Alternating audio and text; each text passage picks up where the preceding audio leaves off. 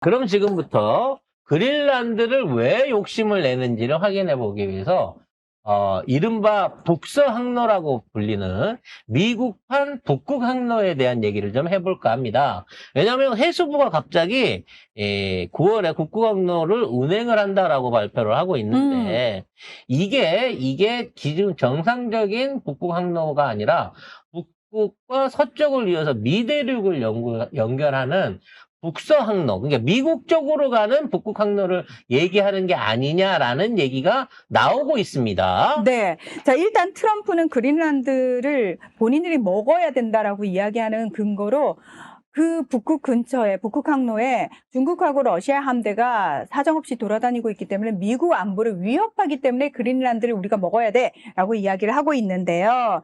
일단 해양수산부가 올 상반기에 북극 항로 개척을 위해서 러시아와 협의를 위한 준비에 나선다라고 합니다.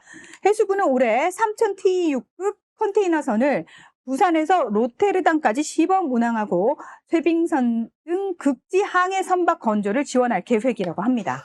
이게 이제 방금 말씀드린 쇄빙선이 제일 큰 문제예요. 쇄빙선. 왜냐면 이 북극항로라고 하는 게 보통 이게 9월에서 4월까지는 얼음이 얼어가지고 정상적인 운행이 불가합니다. 특히나 12월, 12월 같이 추운 겨울이 되게 되면 쇄빙선이 없으면 일반적인 배들은 통과가 안 되는 거예요.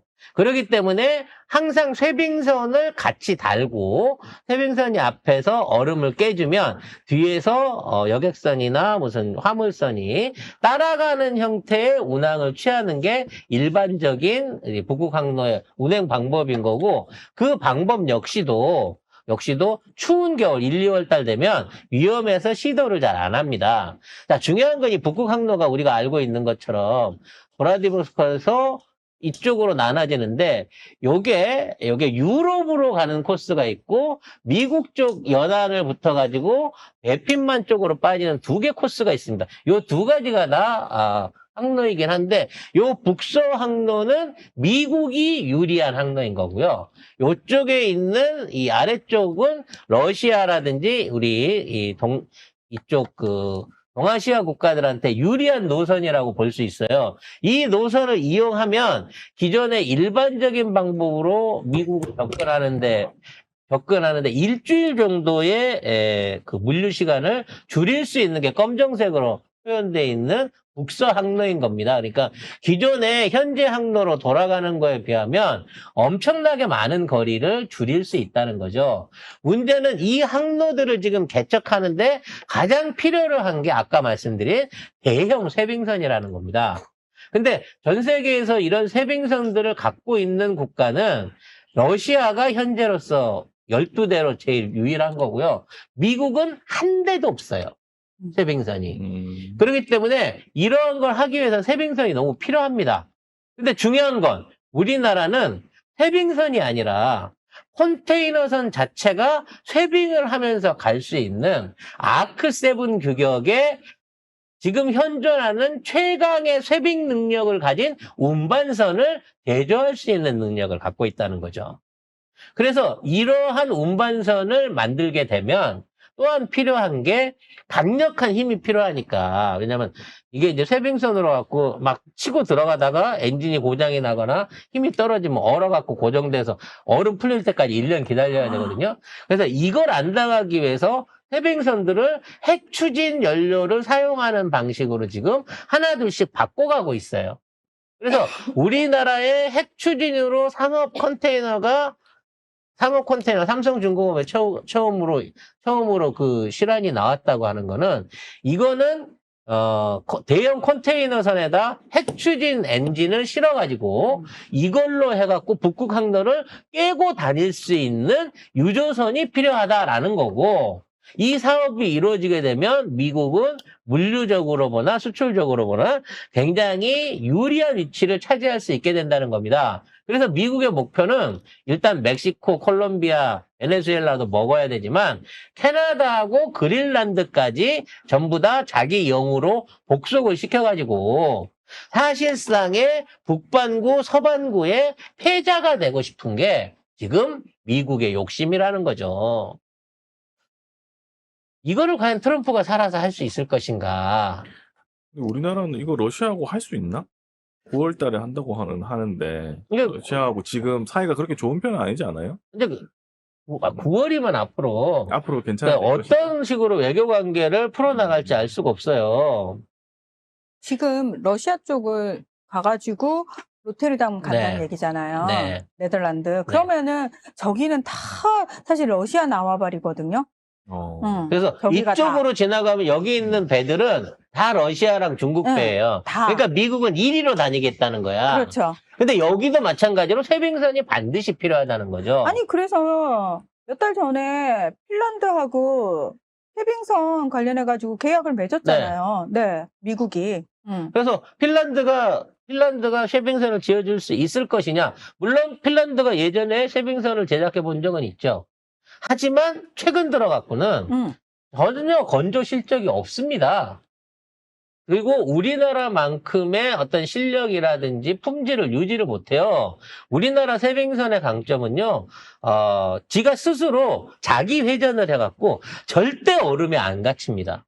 즉, 얼음에 갇혀서 후진할 수 있는, 유턴할 수 있는 능력을 가진 배는 대한민국 배밖에 없어요. 일단 지난해 10월에 알렉산드르 스투브 핀란드 대통령과 정상회담을 하는 자리에서 대놓고 쇄빙선 기술 전수해달라고 얘기를 하면서 11척을 주문을 하는데 4척은 핀란드 현지에서 생산을 하고 나머지 7척은 미국 조선소에서 건조하기로 했는데 제가 이렇게 피식 웃음이 난 게 뭐냐면 아휴, 이걸 만들 수 있는 미국 조선소가 있간디요. 그렇죠. 예.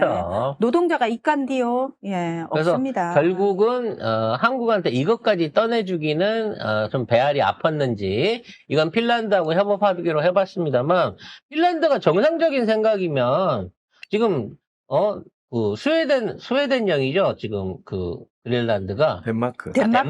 덴마크령이죠. 덴마크령인 그린란드를 뺏어 먹으려고 하는 미국을 돕기 위해서 EU 국가들이 그거에 도움되는 뭔가를 해준다? 이거 사실 기대하기 힘든 겁니다. 그러니까 결국은 미국도 이 북서 항로를 개척하고 싶으면 한국의 도움이 또 필요한 거예요. 우리밖에 없어. 전 세계에서 지금 쇄빙 화물선을 만들 수 있는 그리고 그 만들어 본 실적을 갖고 있는 거는 우리나라 세계 조선사밖에 없다니까요. 아니 물론 핀란드에 이번에 쇄빙선을 계약한 회사가 아크틱이라는 곳인데요.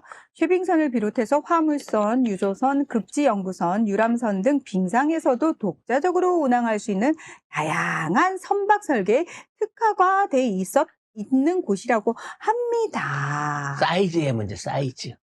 쇄빙선 사이즈의 문제인 겁니다. 그래서 결론적으로 말하면 미국이 원하는 게 조그마한 군함이라든지 또는 앞에서 치고 나갈 수 있는 쇄빙 전용 선박 같으면 핀란드에서 만들어줄 수 있습니다만 그것보다는 그냥 컨테이너가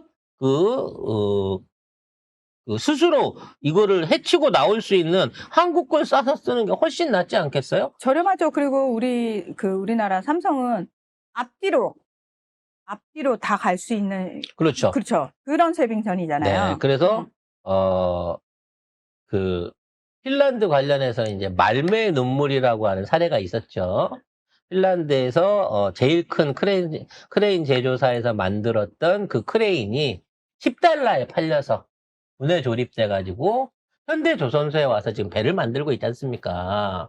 그러니까 핀란드가 옛날에는 조선 강국이 맞았지만 그때 당시에 진해가 운영하던 크레인이 필요가 없어갖고 현대에 팔았어요. 그리고 현대가 그걸 분해 조립해갖고 갖고 와서 지금 현대조선소에서 사용하고 있는 거거든. 그만큼 조선업에 있어서의 기술적 역량과 생산 가치는 이미 판장이 끝났다는 겁니다. 아무튼 러시아하고 이렇게 가는 거에 대해서 미국도 대놓고 뭐라고 말은 못하죠. 내정 간섭이니까. 말매의 눈물은 스웨덴 조선업이래요. 스웨덴이에요? 네. 아니, 근데- 정말 나라 좀 이렇게 왔다 갔다 하지 마. 그게 아니고 그 크레인을 만든 데가 핀란드라고. 스웨덴 조선소는 맞는데 그 크레인을 만든 데는 만들어서 납품을 했는데 납품을 한 거야. 스웨덴으로. 그게 지상 최대 크레인이었어, 당시에. 그거를 우리가 사온 거예요. 아무튼, 지금 있는 상황에서, 북극 항로는 아직 정치 외교적인 문제, 그 다음에 군사적인 문제가 해결이 안 돼 있기 때문에 그것 때문에 열리기 어렵습니다. 하지만 이 문제만 해결된다 그러면 한국이 갖고 있는 조선기술, 쇠빙, 화물선으로 얼마든지 시작할 수 있는 거거든요. 그 시범을 우리가 러시아와 함께 먼저 보여주게 되면 미국이 나도 하고 손들고 올 것으로 생각이 되고요. 결론적으로 이런 선박을 배정받고 또 본인들이 원하는 항로를 유지하기 위해서는 정기적으로 거기를 쇠빙선이 왔다 갔다 하면서 깨줘야 되거든, 얼음을. 이 역할을 할 수 있는 어떤 그 기능도 한국의 선박과 조선 기술이 없으면 불가능하다라는 말씀입니다.